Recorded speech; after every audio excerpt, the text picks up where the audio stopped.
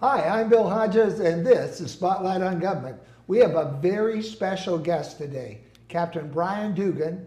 Bryan Dugan is the captain in the operations section of the Tampa Police Department, and he's going to talk with us a bit about the Republican National Convention coming in town, for which you're responsible for crowd control, I understand. Yes, I'll have quite the task at hand, but I'm fairly confident with the help of many of the agencies in the area that everything will go smooth. You know, you're talking about agencies. That's really agencies with an S, because there's a lot of organizations that will be involved here coordinating with you and through your organization, correct? Yes. You know, we're very fortunate in this area that you have the Tampa Police Department, the Hillsborough County Sheriff's Office. You know, when you have Chief Capt and Sheriff G that work routinely together, they communicate with each other all the time, and it really brings those two agencies together. And quite often we work as one, whether it be at football games, you know, the Super Bowls, to the Gasparilla Parade, and to the many events that happen in this community throughout the year. It amazes me that both Chief Castor and Sheriff G can work so well together, because they're both extremely strong personalities, but they do. And their organizations are just reflective of the quality that they bring to it. Right. I think when you have leaders such as them that are true professionals, their egos don't get in the way of things, and they set the tone for each agency to work together. And I think that's what's important, is when you have that type of leadership, that it starts from the top and trickles its way down.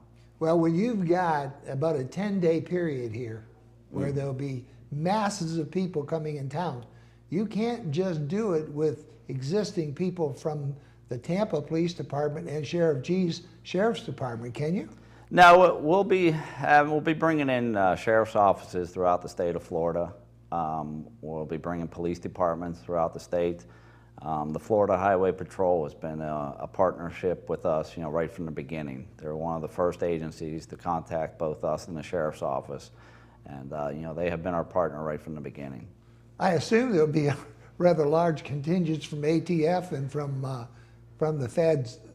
Also, yeah, right? You know, with Secret Service? Right, because this is a national special security event. You know, the Secret Service is going to be the lead agency. You know, they ultimately are in charge, and it's their event. But, you know, it's the local partnerships that are already in place that kind of help, you know, getting the people in and out of town, and how we're going to kind of steer people around the large crowds and things of that nature. And you know, although we'll take our lead from the Secret Service, it'll be the local agencies that really kind of spearhead, you know, how people are able to survive that week.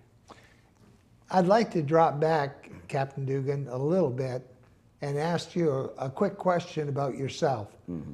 I think it's important that young people in our community see the quality of the leadership we have here and really where it came from.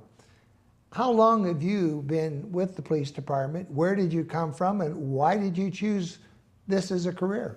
Well, I've been a member of the Tampa Police Department for 22 years now. You know, I've been very fortunate to get in with Tampa Police. I had originally moved down here as just basically a pit stop in my career. When I graduated college, I came to Tampa 2 days before I started the police academy. I had already acquired a job with law enforcement with the federal government.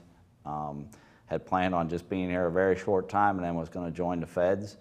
And things worked out for me. The first President George Bush, he actually put on a hiring freeze, and that kind of stalled things for me here in Tampa. And I've had several opportunities now to leave, and I've been here, like I said, for 22 years, and I wouldn't trade it for anything in a lifetime. I can imagine. This is really a beautiful city to work in, I would think. You know, I've been to several places throughout the United States, and, you know, this is my home now. You know, I can't think of a better police department or a better area to live in.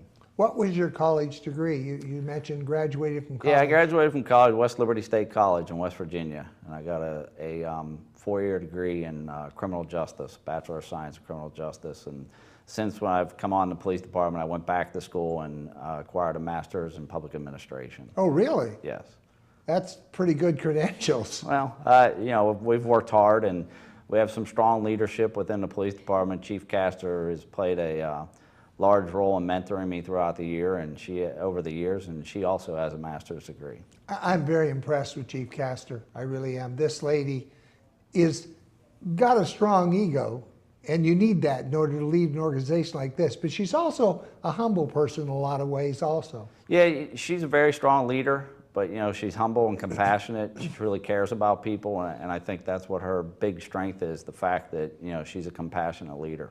Okay, well, what we brought you on the show today was to talk about what's going to happen towards the end of August when all these people from the RNC come into town, and we're going to have about 10 days there where pandemonium is going to break loose in the city of Tampa. So what are we doing going into that time period? Then we'll talk about what's going to happen then and maybe the aftermath. Well, like you said, it's going to be a good stretch of time in the summer down here for the Republican National Convention. And I look at it as an opportunity of a lifetime to be in law enforcement. I think it's a huge opportunity for this community to be on center stage throughout the world. We'll be bringing people in throughout the world. I think when you look at the partnership of law enforcement from the Secret Service to the FBI, to agencies throughout the state, we're going to bring media from all over the world. It's going to be quite the interesting week, and like I said, it's an opportunity of a lifetime for many people in this area to really experience the election process that goes on in our nation. Now, we've got a lot of infrastructure being put in also that will stay after the convention leaves. Is that not true? Yes, there's several projects within the city that we're working on. And law enforcement in general, we're going to be purchasing quite a bit of equipment, and it's going to stay with this agency. A lot of it will stay with the agencies in the region, and any agency that comes and participates is probably going to go back home with some equipment from this. Electronic surveillance. They talked about putting up cameras in a lot of different places. We all watch the shows on television that show somebody being able to say, switch to camera 4, get that intersection on 6. Where did that truck go? Oh, I found him over on camera 3. How close is this to the truth? When we get done here, we have all these various cameras put in.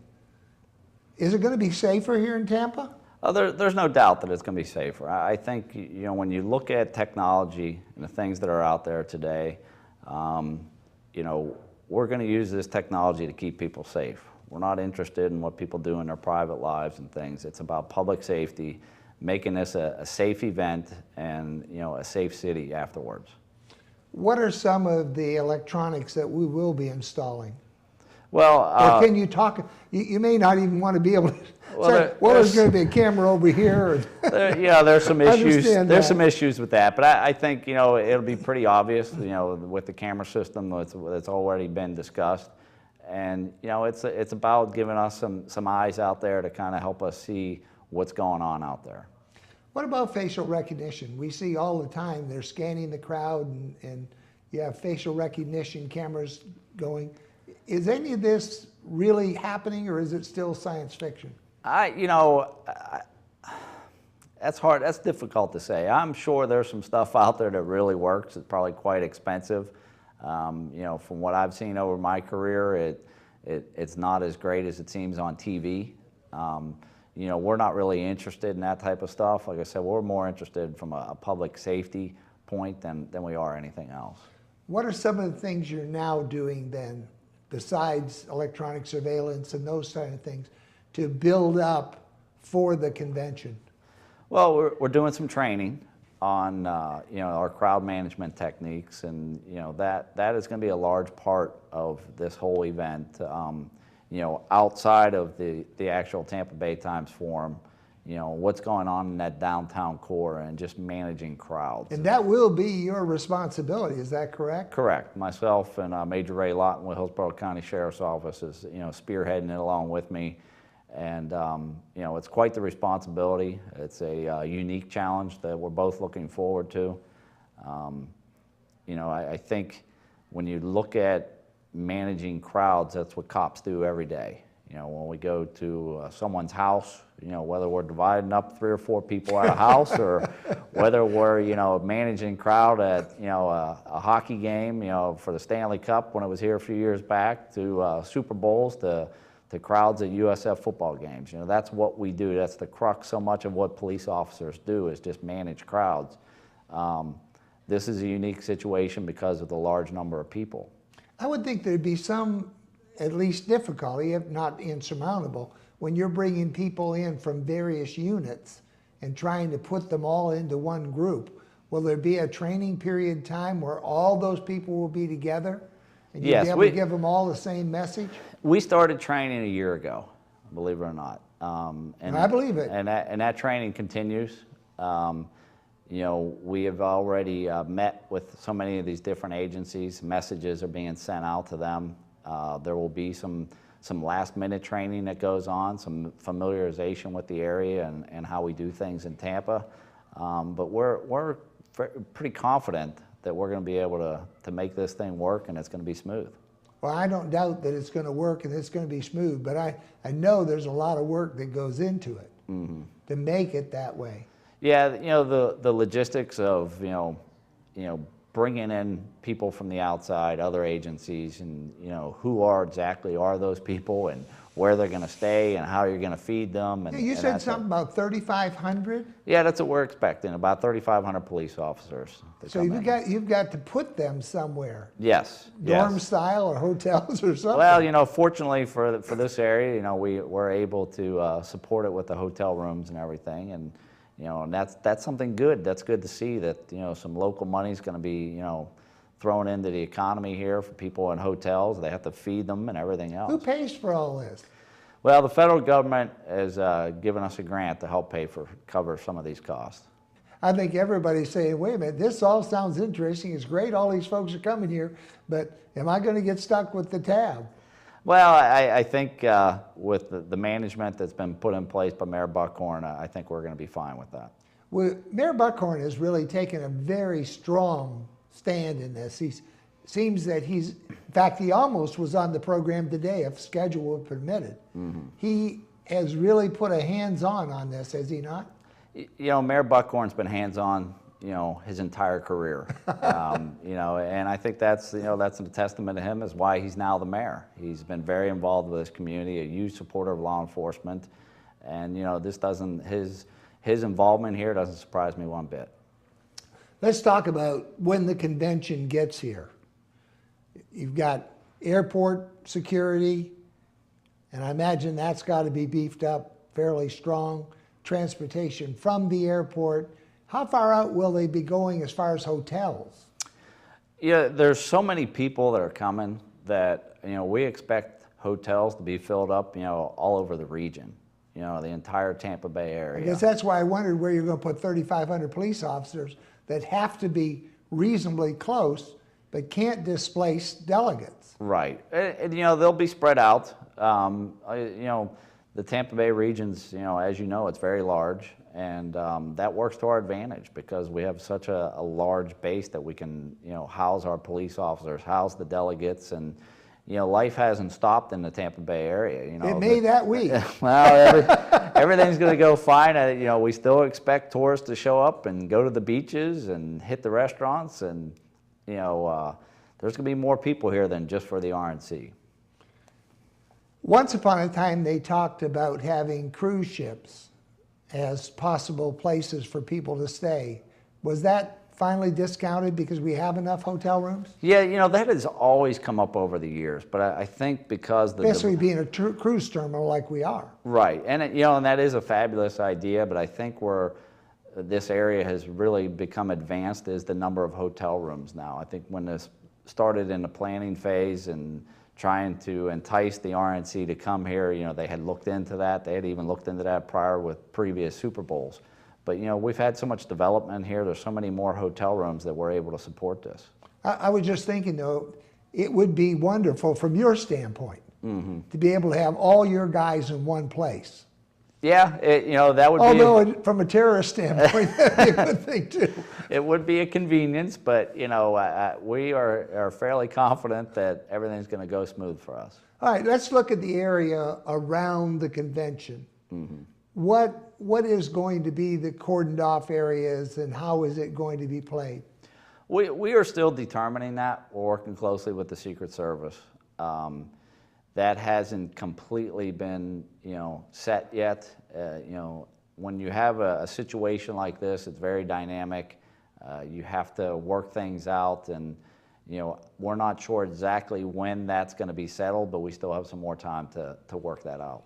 I understand one thing everybody wants to talk about is this business. I can't bring a squirt gun to the convention to demonstrate, but I can bring my .38. Yes. What kind of conversations have you all had about this? Well, I think where people kind of forget as police officers, we're always concerned about someone having a firearm. That's the first thing we think about when you conduct a traffic stop. You don't know who you're pulling over. You don't know what you're dealing with. So we're always very attuned, very aware of what's going on, and it's the firearm that can really hurt you, among other things. But we're very in tune to people maybe carrying guns. So I think sometimes that gets lost in the shuffle. You hate to use the term, it is what it is, but that's the state law, and we're used to dealing with rules and with laws, and we'll work our way around it. Well, the state of Florida, and I just looked it up, and they may have added some since I looked yesterday, but there was approximately 920,000 concealed carry permits in the state of Florida. That's quite a bit. That's 300,000 more permits than there are people in North Dakota. That is quite a bit. I don't know what the size of the state of Florida. I should have looked up the population. But that's got to be 1 in 3, 1 in 5, 1 in 6 with a concealed permit. And to me, that would be very scary from a police officer standpoint with an unruly crowd. Yeah, it is. I mean, but anytime you're dealing with large amount of people, those are your concerns. But I also, when you look at the Bay Area in general, we have law-abiding citizens. That's what makes this such a great community, is that there's a very small percentage that are out there creating problems for people. And although we will have a lot of visitors from outside, we still expect people to be law-abiding citizens. Will, for instance, in the demonstration area, will there be any kind of scanner or anything where someone will have to walk through? We are still. You're going to have to do something to get rid of all the other knives, whatever other weapons aren't allowed. We are still working through the logistics of that. How you accomplish that type of task is, that's the crux of the issue, is how are we going to get that accomplished? So we're still working through that. I understand the mayor has asked the governor to possibly set aside the law for that period of time. That has been reported. I don't know. You don't know that? Yeah, I don't know the exact conversations that have taken place, though. And it's above your pay grade, right? Exactly. But I can't tell you I support the mayor 100% in his efforts. So. Yeah, he is working very diligently. But I would think, from your guys' standpoint, we're going to deal with an August heat here. And I would hope that most of you are wearing body armor for that kind of event where there is the potential for damage.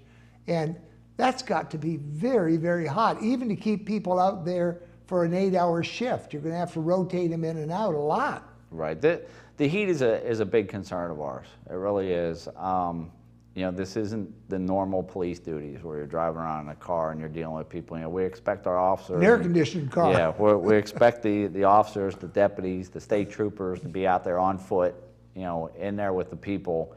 And we're concerned about our officers that are out there, but we're concerned about the citizens too that are coming in. Like I said, we'll have people from all over the world here that aren't accustomed to the heat, aren't acclimated to it. And that's a concern. All those Yankees that went home in March, Exactly. now they're coming back. They're all coming back. So those snowbirds. Yep. So. What kind of coordination will there be with the people who are providing emergency services? I assume there has to be a fairly good standby, maybe even a hospital wing standing by in case there is some kind of disaster? The Secret Service set up a series of committees to help put this whole event on. And those committees meet, within each other. They may meet weekly. There's times now in my group where we're discussing things daily. The various committees get together as a group probably twice a month now and are constant interactions. And so we've been coordinating with, fire and medical and that type of stuff really from the beginning. Will they be bringing in additional? Yes, we expect them to be As you are with police officers, bringing in more? Yes, I don't know the exact numbers, but we're looking for them to be bringing more people in. Of course, Hillsboro's got a pretty good fire rescue operation out there. Yes, both, But they can't strip it to bring it downtown, that's for sure. Right, but you hate to be tooting your own horn, but this area is very fortunate to have the Tampa Fire Rescue and the Hillsborough County Fire Department, to be able to, that they're so well trained and so well equipped to handle these type of events.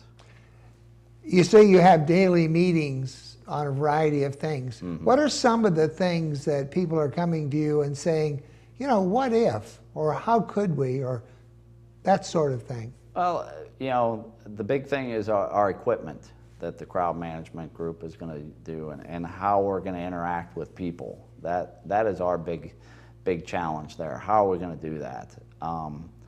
We actually went out and purchased 200 bicycles, and we're going to put cops out there, 200 cops on bicycles, and they're going to be our ambassadors to the city through the police department. Oh. And the bicycles will be able to maneuver through the crowds and the congestion that's out there.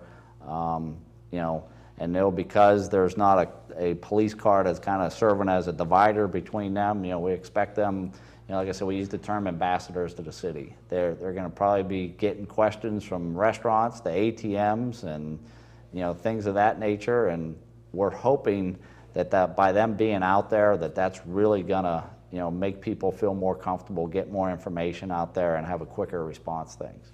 That was one thing. We just came back from China. Mm-hmm. My wife Phyllis and I were in China, and the police had a very strong presence there, but it wasn't a security presence, although it was, I'm sure. Right. But they were there to help. They had these little kiosks set up where you could go up and say, I need to find this, and they acted almost an information bureau. Right. But you also felt they were there, and if you needed them, and it was very peaceful. Mm-hmm. Well, quite often police officers, just because of the uniform or our presence, people, we're that first sign for, government, so to speak. And we truly are the ambassadors to the city. When in doubt, you see a police officer, you approach them, you ask for directions, you ask them for this and that. And so, we're used to being in that role, and this is kind of a different approach for us to have so many police officers out there on bicycles, but we think that's going to really help give people a warm impression of the city and really make things go smooth for us. I know that Tampa does not have, or at least I think I know Tampa does not have a horse patrol.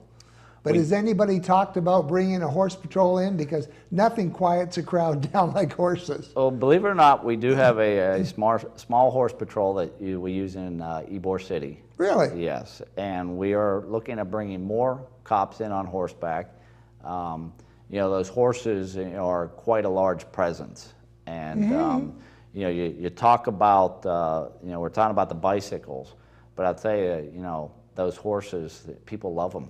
And because they're so big, they're easy to spot, and just like the bicycles, there's no dividing line there, and it really works to everyone's advantage because they can see that police officer and they can walk right up there and get whatever information they need. And a horse walking into a crowd does part it. Yes, it does. I know. I get out of the way. I have some friends in the RCMPs, and of course they have a lot of horses in that organization, and they love the horse patrols because they say when it comes to crowd control, the horses are one of the best things they can use. Right. Yeah. Now it's such a large presence that it's an invaluable tool. What I'd like you to do now is just to talk to my audience and tell them what they can do in about 2 minutes' time to help you when this convention starts in August. Well, I think the biggest thing that people can do is they just need to remember that, to follow the instructions, pay attention to what's going on TV, pay attention to what's going on the internet and the news outlets, and kind of plan of what you're going to do that week, what you're going to do that day. If you're going to come down and enjoy the people watching, the crowds, think about where you're going to park. Think about, how you're going to bring some water with you, what type of things, what restaurants you're going to visit, and just kind of plan out your day and really just enjoy the whole atmosphere. This is a once-in-a-lifetime opportunity for this town to have the whole election process and the political process take place. And we have a front row view of everything to take place, and just enjoy that moment, but plan things out and think about how you're going to enjoy yourself.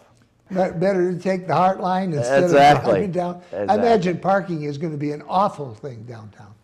I think with the large crowds, it's going to be difficult. But the city planners and the transportation people, they've put a lot of effort, a lot of thought into this, and I don't think it's going to be as bad as people are predicting.